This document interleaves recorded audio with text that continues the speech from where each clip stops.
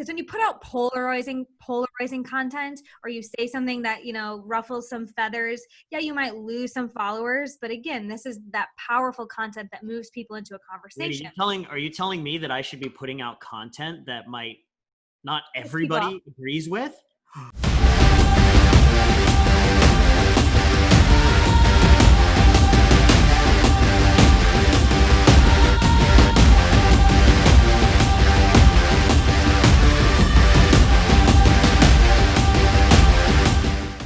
How's it going, everybody? Zander Fryer, CEO and founder of High Impact Coaching, here with the lovely Hannah Hermanson, who is our lead success coach. She runs our accelerator mastermind of almost 60 coaches that are building towards $500,000. We've even got some 7-figure earners in there right now. So Hannah, welcome to the show. How you doing?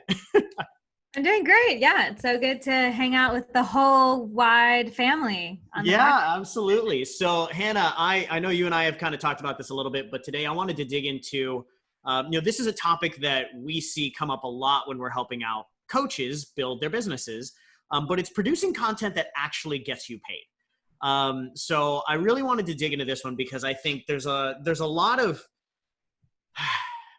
out there, and coaches know that they need to put content on social media and get themselves out there in order to generate leads and eventually enroll clients.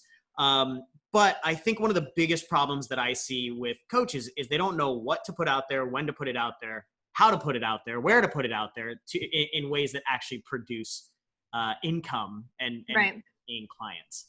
Yeah. Is this something that you've noticed talking to a lot of our clients? All the time. The two main things that come up is like, I'm staring at this blank screen. I have this cursor blinking at me. I don't know what to say, right? That sort of like writer's block. But even more so, the other problem I see is I'm putting out a whole bunch of stuff. I'm live every day. They see my face. I tell them what I do and nobody's biting. I'm not getting anyone interested in my services, even if they do move past that blinking cursor. Yeah. So let's dig into both of those, because I think both of those are really important. But let's start with the I'm putting a ton of content out there and it's not getting me anywhere. So what would you say, you know, having worked now with hundreds of coaches on specifically this exact topic, what would you say are some of the biggest problems that coaches have when it comes to putting content out there? Yeah. So we talked about this in another episode and we'll quickly touch on it. And I want to tell a quick story that I think emphasizes all of these points. But the biggest mistakes is, number one, they're making about them. They're telling stories that are real for them. They're saying how great they are. They're coming from this place of all knowing or over personal, right? In both of those ways. If you're just talking to talk about you or what your experiences are or what you know, it often doesn't land with your ideal client. Because as coaches, we have a lot of tools. We know a lot of great things, but our clients are a few steps behind us. That's why we are positioned to be a coach. But you got to meet them where they're at and market to what they want. Not what you think they need, what you want to teach them, but you got to give them what they want. And then later you can coach on the things that they need. It's like trying to have like a PhD level conversation. I think this is what we talked about, right? It's like a PhD level conversation with like a third grader. Right. It doesn't go anywhere. Yeah. So just dummy it down. I think that's the first one. Don't make it so much about you or all the things you know, but make it more about what the ideal client needs or is looking for. That's definitely one of the big mistakes. Another big mistake, and I'd love to know if you guys are watching this live, if you've ever felt this way. I just want them to get it. I just want my clients to come and like understand my value. And like, I just want them to get it, know that they need me. Yeah. Right.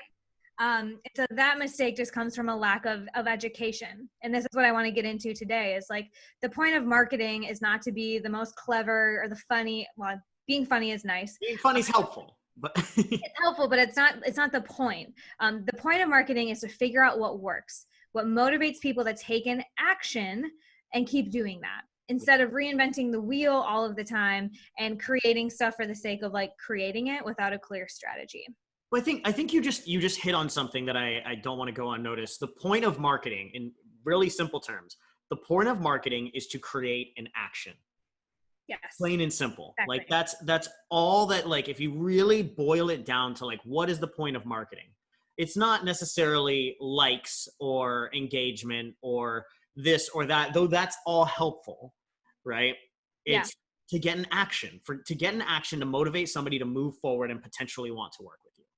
Right? Exactly. And like, let's talk about what the right action is, right? Because there's a lot of famous accounts out there that have millions of viewers, millions of people liking and sharing it that never make a sale.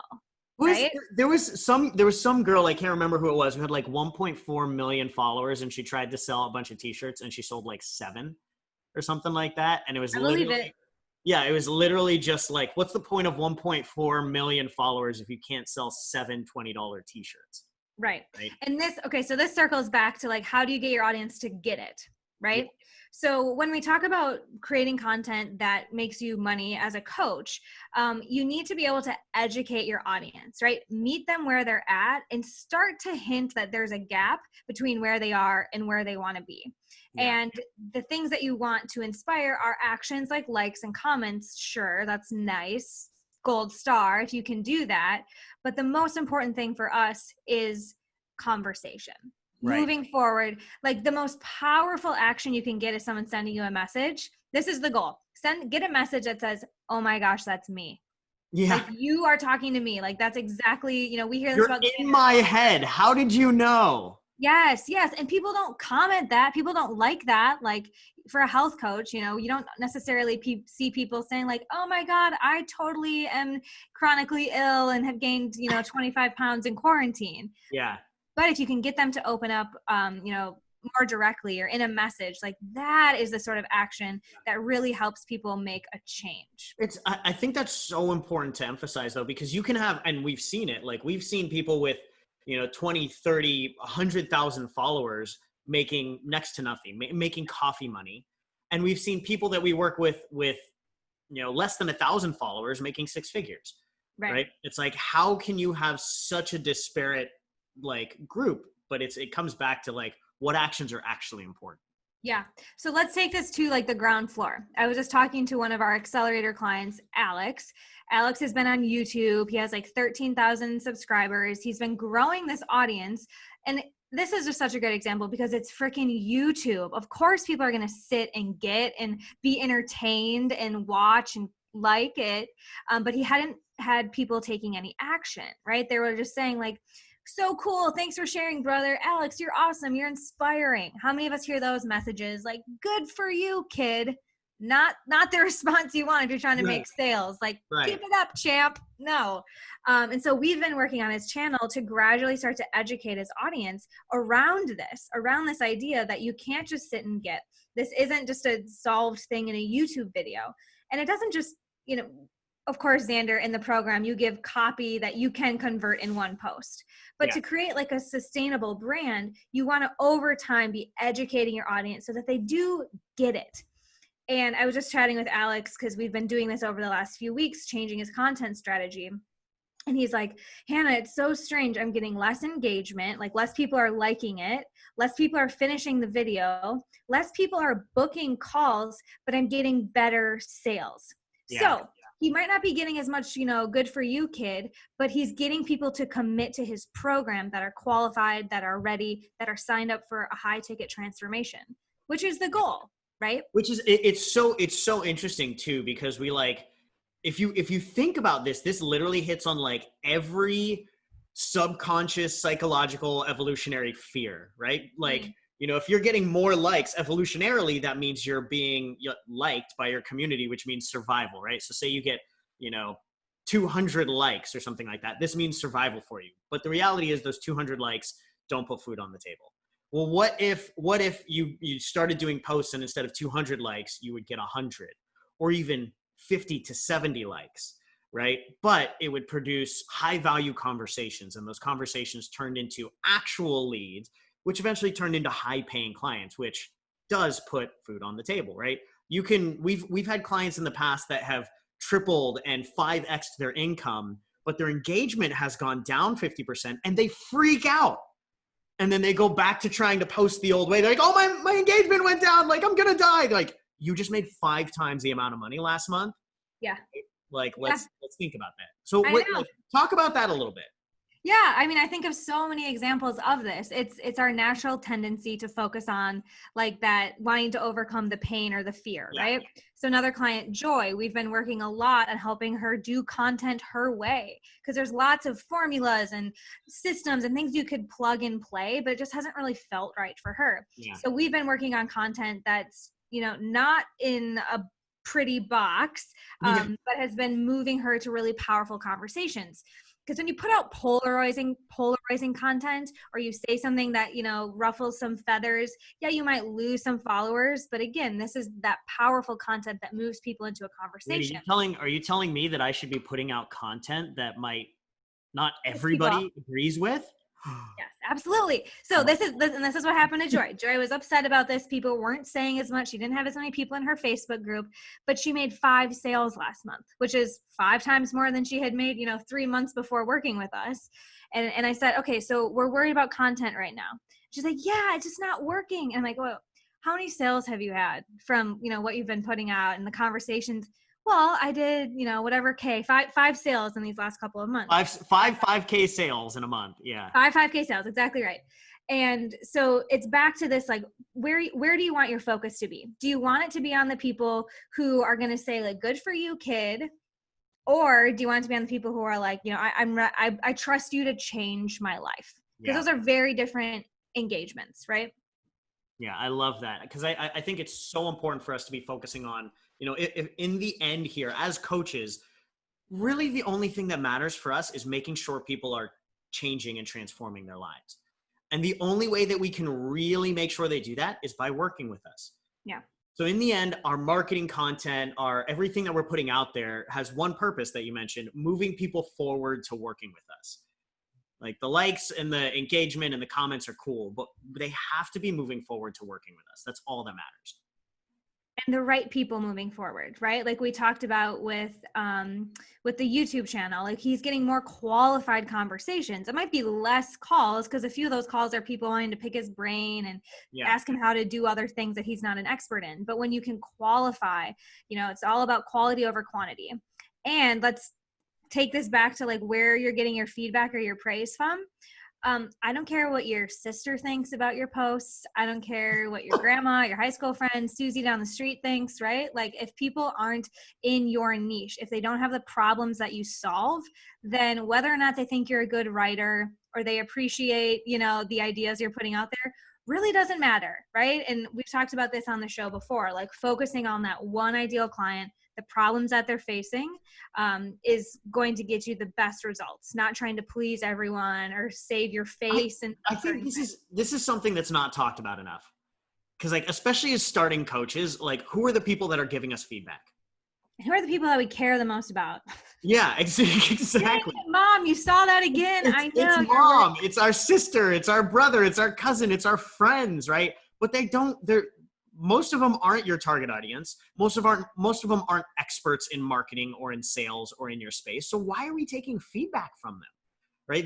I think this is something that we just all do because we trust these people.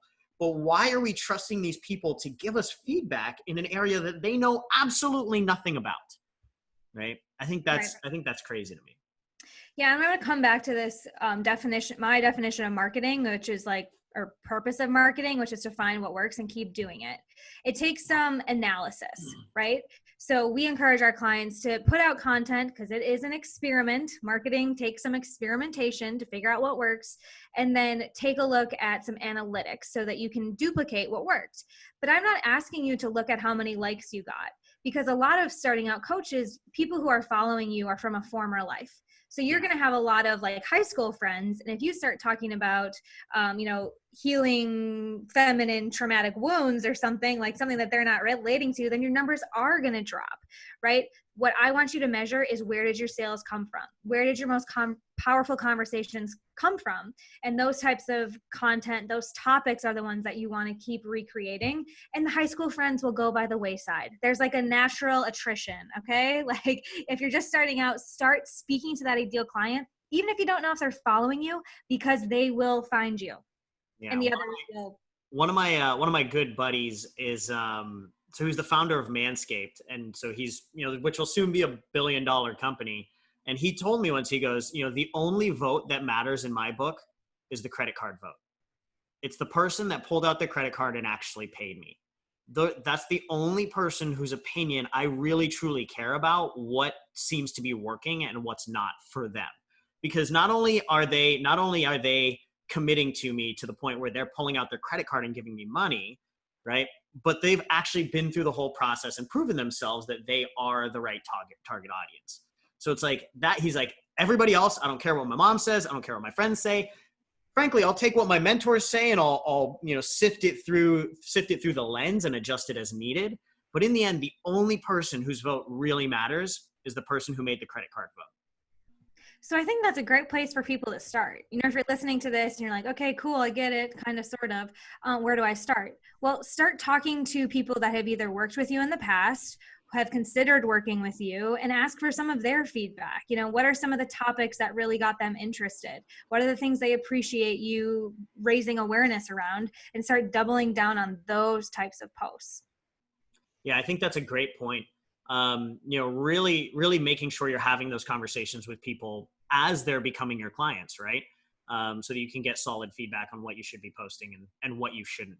What do you think, now that we've kind of gotten clear on like what's not working for people and why it's not working for people, there's the second half of this problem, which is like, okay, I'm staring at a blank screen. I don't know what I should be posting. I don't know, how to do any of this stuff, when to post, how to post, what to post.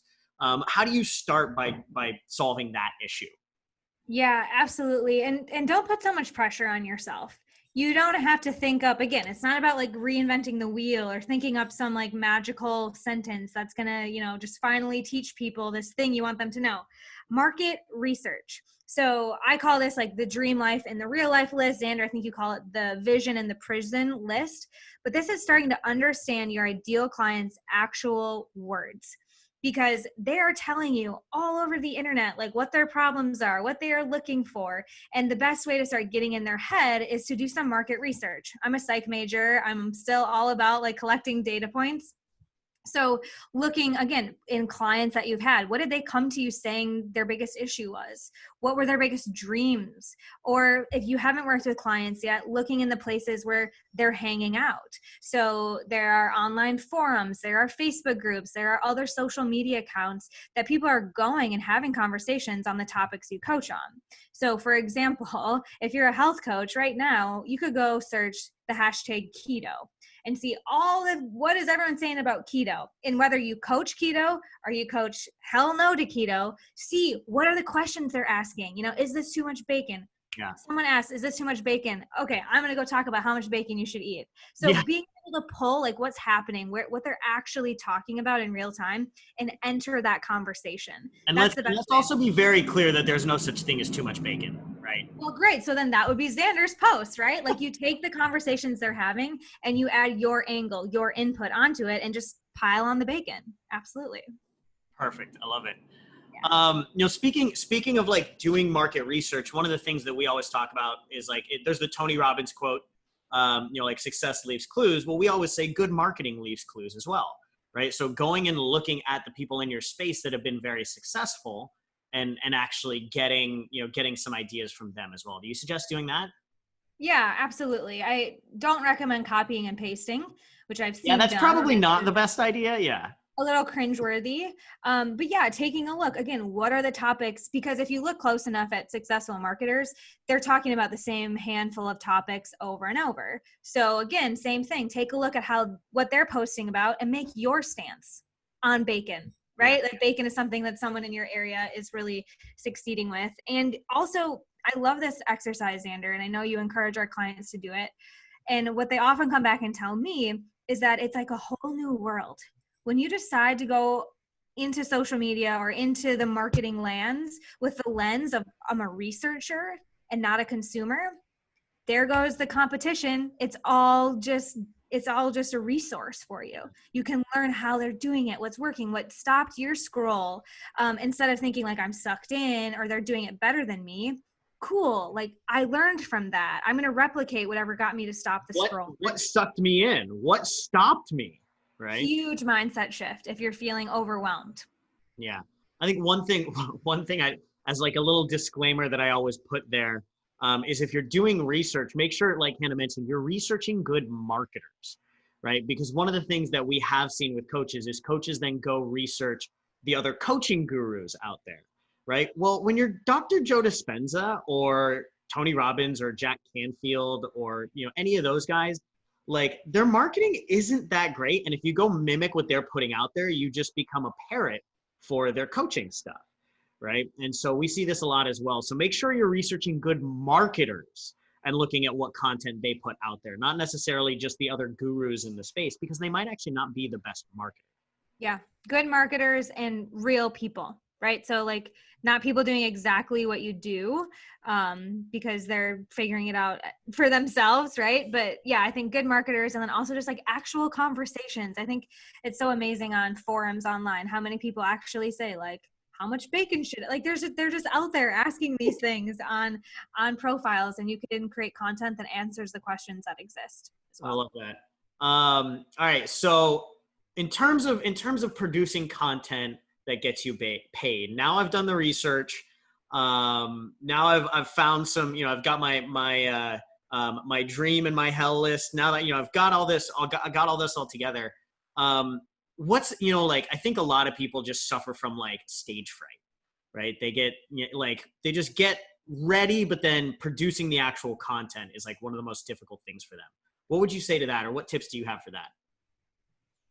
Yeah, I mean, there's a whole mindset, you know, rabbit hole we can go down, is like, what's the worst thing that's going to happen if you post a piece of content that, Yeah, like, no one likes it, like you try again tomorrow, your mom is worried about you, like, what is that? Where is that fear coming from, right?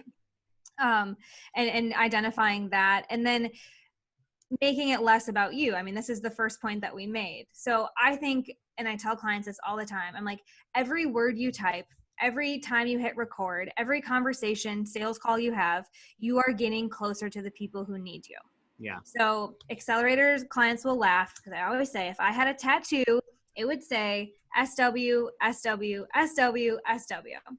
Some won't like your content. Some will love it and want to talk to you about it. So what? Someone's waiting. And if we can adapt this growth mindset and decide, all right, I'm going to put myself out there. I'm in this marketing game of figuring out what works. It's an experiment. I want to learn what resonates, what gets me into good conversation. Because when I do reach those people who like it and have been waiting for me, I get to make my impact. We're not here. I mean, especially when we talk about high ticket services, you don't need 1 million people to follow you or like you or buy from you. You need to find those gems. And it's only going to come from continuing to show up, learn what works, and keep doing it. And again, the worst thing that happens is that you get to try again tomorrow, in my opinion. Beautiful. Maybe there's more than this, but the two things that I really just pulled out of that. Number one is you got to show up, right? Like if you don't show up, especially right now with everything that's going on in 2020, like if you don't show up, you aren't going to get anybody. You have to show up. You have to show up a 10 out of 10 right now. If you're not showing up, people will not move forward with you. And then number two is it's an experiment, right? Like I think too many people, and this is like the perfection paralysis and over analyzation, right? They think that like every piece of content they put out there is going to be the make or break for them, right? But we talk about this, like 50% of the content that we put out is an experiment, right? It's just to see whether or not something works or not. Like we're not highly calculated in it. We do go review our data, but 50% of the time we're putting content out. Basically, we're like, I wonder if this works better or this works better. I don't know. Let's go try and see what happens, right? And then we can take the data and we can refine it and do better moving forward. So I love that.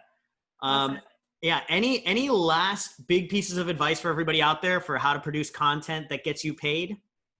Yeah, you got to follow up as well, right? So you can put out stuff, right? And this is kind of back to the YouTube conversation. Like for people who are into creating content or have come from other businesses or other backgrounds, like they're good. Like they just want content to be like this magnet. Everyone's going to come flocking to it. And like I post and then money comes out of this great caption or something like that. That's how it always works. That's how it always works. Yeah. So content is just the beginning of your conversation. Like I said, the goal is to get people to continue to take actions with you, whether it's a micro agreement of liking it, cool, gold star. Or it's a bigger yes of like, yes, I'll send you a message about this. Or it's like, hey, I want to learn more. Like, you can't just wait for a piece of content to cash out. So this means, like I said, asking people for feedback, clients or others, like, hey, is what I'm talking about resonating? People who do like your stuff, getting them into a conversation, like, thanks so much. Like, what got you interested in this account, or following me, or liking, or joining my Facebook group?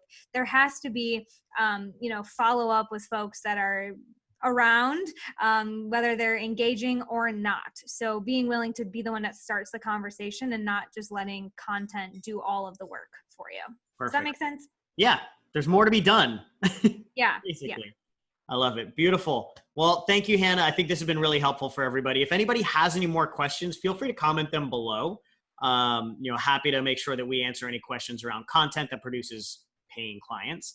For everybody, We don't care if you like this video. You don't even have to like it. We don't just want to hear a conversation. We don't care. We just want the conversation. Exactly. No, I love it, Hannah. I think this has been really helpful. For everybody out there who's in podcast land, if you want to catch these trainings live, please join our Facebook group at zanderfryer.com/FB group. And everybody else who's watching this, obviously, if you want our help, scaling your coaching business to that 6-figure mark, or scaling from 6 figures to multiple 6 figures, feel free to check out our programs at zanderfryer.com/programs. Would love to chat with you and see if we can help you scale to that next place in your business. But again, thank you, Hannah. Looking forward to getting you on here again in the next month or so. Have a good one, everybody.